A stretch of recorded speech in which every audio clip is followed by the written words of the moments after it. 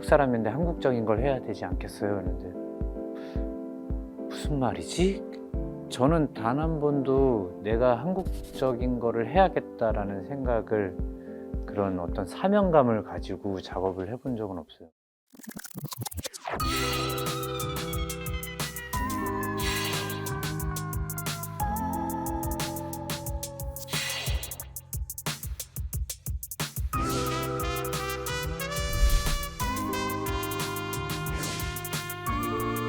단 하나만 남겨야 돼요?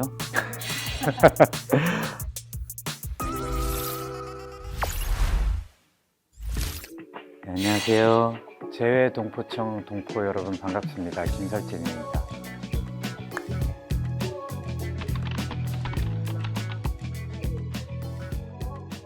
사실 전 무서운 거 잘 못 봐요. 무서운 거 너무 싫어요. 피 묻은 것도 싫어하고. 이게. 근데 크리처라고 한다면 저희 어릴 때 가장 무서운 거는 이거였어요. 벌떡 일어나서 이렇게 막 뛰어다니고 막 링에서 이렇게 나오고 그런 장면들이 막 있잖아요. 그게 결국 누군가의 상상력에서부터 시작되었을 텐데 맹목적으로 그걸 쫓아가면 계속해서 반복이 되면 결국에 코미디로 쓰여지는 것 같거든요, 저는. 몸이 마음대로 움직여지지 않는다. 그리고 근육 혹은 뼈들이 있어야 될 위치에 안 있고 재정렬된 상태로 마구 움직여진다가 아마 기본 초안이었을 텐데, 그들은 죽은 자 혹은 이 힘이 없는 자들이 주였다고 생각하거든요. 근데 스위트홈에는 다 그 인격이라고 해야 되는 그게 남아있는 상태여서 그냥 인물로 봤어요, 사실. 그 인물들이 그 안에서 가장 원하는 거를 그럼에도 불구하고 해내고 싶은 게 뭘까, 뭐 이런 것들. 그래서 그런 그 욕망이 발전하게 되면 하게 될 행동들에 대해서 그냥 상상해 본 거예요. 한국식, 예전에 누군가 그랬어요. 어떤 중국 평론가 분이 저한테 그랬는데, 한국 사람인데 한국적인 걸 해야 되지 않겠어요? 그런데 무슨 말이지? 제가 무슨 말이지? 했거든요. 저는 단 한 번도 내가 한국적인 거를 해야겠다라는 생각을, 그런 어떤 사명감을 가지고 작업을 해본 적은 없어요. 그게 굉장히 아니라는 생각 같고요. 제가 뭘 안다고 한국의 그걸 전통을 잘 지키고 계신 분들 계신데, 제가 이게 한국적인 겁니다, 이걸 이용하겠습니다 라고 하는 것보단 개인의 역사를 좀 돌아봐야 되는 것 같거든요.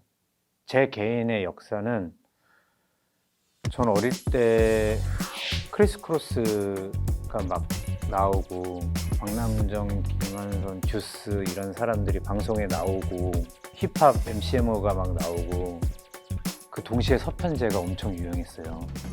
서편제 보면서 울고 엄마한테 북 사달라고 했다가 북을 왜 해! 막 이러면서. 예, 북과 힙합을 동시에 좋아했어요, 저는.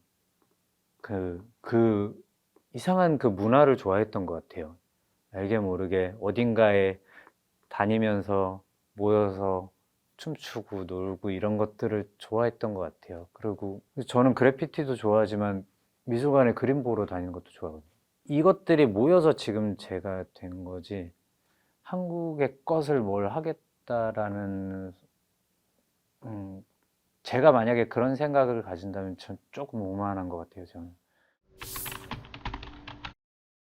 끌려서라기보다 그것만 찾아주셔서 별거 없어요. 그냥 저는 다 열려 있습니다. 사실 저는 어떤 배역이든지 준비를 항상 하고 있고요. 오디션을 볼 수 있는 기회도 흔치는 않잖아요. 근데 가끔 안무 의뢰가 들어올 때가 있어요. 그럼 제가 셀프 로비를 합니다. 솔직히 말씀드리면, 배역 하나 주시면 안무 해보겠습니다, 뭐 이렇게. 그렇게 시작을 많이 했고요. 그렇게 하다 보니까 그런 강한 것들만 시작하게 됐던 것도 같네요. 내 배역과 이 다른 배역들의 관계가 뭐지? 대본 볼 땐 그걸 제일 많이 보는 것 같아요. 그러면 나머지 그런 행동들이나 말들이나 태도 같은 것들은 그 관계와 상황 때문에 나오는 것들이지, 뭐 1인극이 아니기 때문에. 그럼 관계만 형성되면 이렇게 해도 코에 확 쫄 수도 있고요.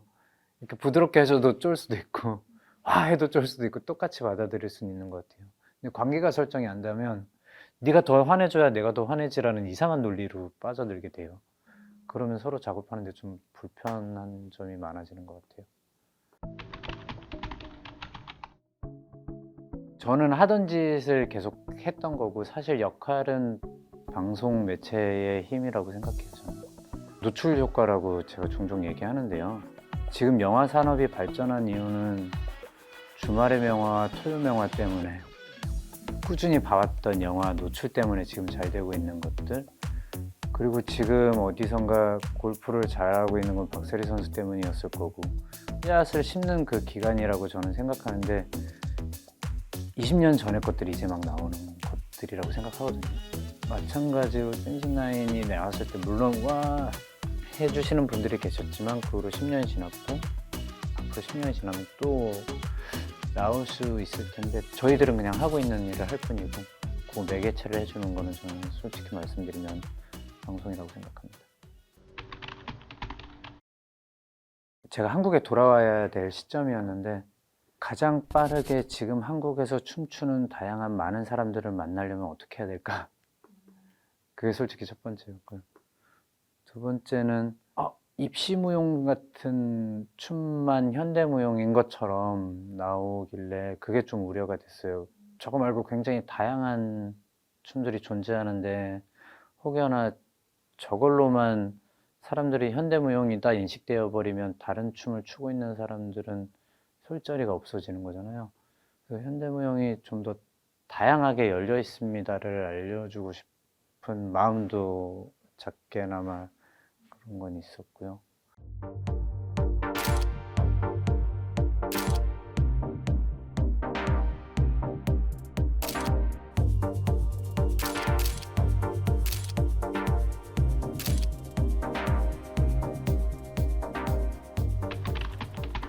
거의 유럽 안에서 다녔던 건 아니고요. 전 세계적으로 다녔기 때문에.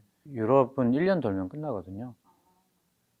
그러고 나서 미국이나 남아메리카, 북아메리카 돌고, 호주나 다른 대륙들 돌고, 한국 사람이 있는 포스터를 보시고 오시는 분들도 가끔 계시고요. 그러니까 피핑톰에 있을 때는 오히려 외국 분들이 훨씬 많으셨고, 저희 단체 무버라는 이름으로 갔을 때는 동포분들이 많이 찾아주셨죠. 다 한국 베이스로 해서 가니까 한국 사람이 오는구나 해서 찾아주신 분들이 좀 많으셨어요. 피핑점에 있을 때는 가끔 유럽에서 공부하고 있는 친구들, 예술학 쪽으로 공부하고 있는 친구들이 공연 보러 와서 한국에서 왔다고, 한국 사람이라고 이렇게 인사해 주시는 경우도 있었고, 오히려 외국 친구들이 자기 한국 친구 누구 아는데 누구 아냐, 뭐 전혀 모르는데요, 뭐 이러면서 인사를 했던 적이 더 많은 것 같아요. 국경을 넘는다는 것 자체에 대한 의미는 크게 없어요. 다른 문화를 접한다는 거에 대한 의미는 있죠. 저는 그림 그리기도 하고요. 글을 써보기도 하고, 영상을 만들어 보기도 하고, 이거 안에서 충분히 문화들에 대한 그 국경을 넘고 있는 거라고 생각은 하고요. 국경이 달라져도 의식주들은 있잖아요. 그럼 이 문화가 달라져도 그 안에 있는 의식주는 무엇일까라고 찾는 게 조금 더 포커스가 가 있어요, 저는. 공연이 만들어지고 끝이었던 환경에 있었거든요, 그동안은. 근데 공연이 만들어지고 자라나는 거, 성장하는 과정을 지켜볼 수 있다는 것도 또 되게 특별한 경험인 것 같아요. 무용 공연은 한국에서 길어봤자 4회? 운 좋으면 4회 하고 좀 이따가 지방 투어 돌고, 뭐 10회에서 20회 정도가 맥스거든요, 거의.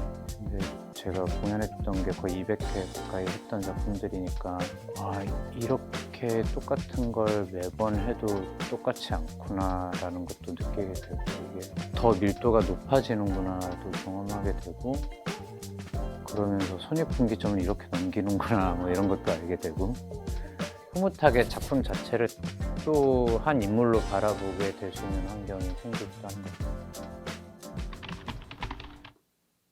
1차적으로 안무자가 기획, 제작, 뭐 이렇게 후원까지 다 알아봐야 되는 상태에서, 보통 매체에 있으면 감독님이 있고 그리고 스태프분들이 이렇게 와서 물어보잖아요. 이건 어떠냐, 저건 어떠냐, 선택해야 되잖아요. 근데 무용 쪽은 안무가가 선택한 상태에서 의뢰를 해야 돼요. 반대로 이런 식으로 해주세요, 아니면 이렇게 해주세요 해서 그런 사람들을 모여야 되니까 조금 더 할 일이 많다. 근데 유럽에 있을 때 좀 제가 놀랬던 건, 굉장히 수평적인 관계들이 자연스럽게 유지가 되는데요. 뭐 별일 아니지만 그 극장 가면 안무자가 무대 청소를 하고 있고요. 그리고 트럭 운전수 아저씨가 갑자기 제 옷 갈아입는 걸 도와주기도 하고, 거기 음향 디자이너가 와가지고 필요한 소품 뭐 없는지 뭐 물어보기도 하고, 테크니션이 안무자 엉덩이를 걷어차기도 하고, 이렇게 그냥 거의 친구들처럼 다 놀면서 이렇게 진행되는 것들, 아 이렇게 작업할 수 있구나 라는 생각들이 좀 많이 들었어요. 단 하나만 남겨야 돼요. 문화적 사대주의에 아직도 굉장히 많이 갇혀 있다고 생각하는데요.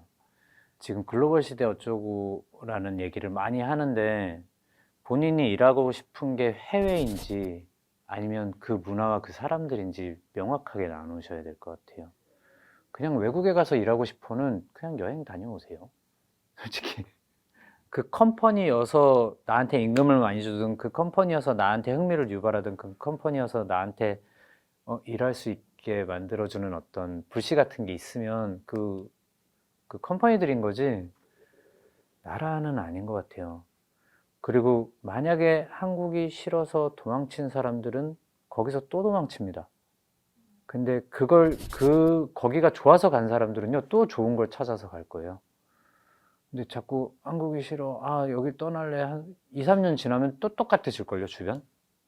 왜냐하면 그 자기 주변에 사는 그 모든 정서들은 결국 본인이 만드는 거기 때문에, 경험해본 사람으로서 말씀을 드리자면, 그냥 해외라서 가는 것, 혹은 해외에 한번 갔다 오면 뭔가 되겠지라는 환상은 빨리 접으시는 게 좋아요. 이제는 그런 세상이 끝났고요.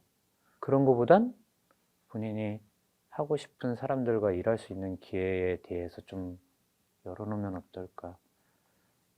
저는 그 단체가 뭐 만약에 가나에 있었으면 가나에 갔을 거고요. 모리셔스에 있으면 모리셔스에 갔을 거고, 콜롬비아에 있으면 콜롬비아에 갔었을 거예요. 그 컴퍼니 때문에 간 거지 그 나라 때문에 간 건 아니에요. 그리고 제가 살아본 곳 중에서는 한국이 살기 제일 편합니다. 저는 그 예술가를 가장해서 인간에게 포기한 삶이 싫어요. 난 예술가니까 이래도 돼, 이런 게 얼마나 치졸해 보이고, 얼마나 공상맞아 보이고, 얼마나 비겁하게 숨어 있는 것처럼 느껴질 때가 많아서, 저는 사랑하는 가족들, 그리고 사랑하는 내 일들이 어떻게 조화롭게 내 삶을 이렇게 저글링 할 수 있을까, 뭐 이게 제일 큰 무언가예요. 뭔진 잘 모르겠어요. 재외 동포청 동포 여러분, 감사합니다. 항상 건강하시고요. 행복한 시간 가득가득 쌓으시길 바랍니다. 감사합니다. 김설진이었습니다.